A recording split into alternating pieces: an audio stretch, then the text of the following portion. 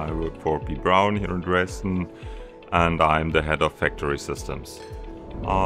As it's my first camLine forum I'm with, I was surprised that there are so many people here, different companies, and we are like an exotic company with a medical device manufacturing compared to all the semiconductors.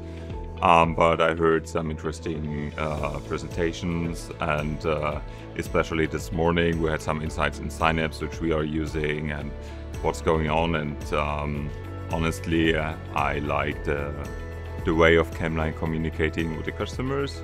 Like, we can influence what's happening next time with the product, and we were discussing at lunch that we mentioned some things like 4 years ago which are happening now or which already happened. That's nice, we like that.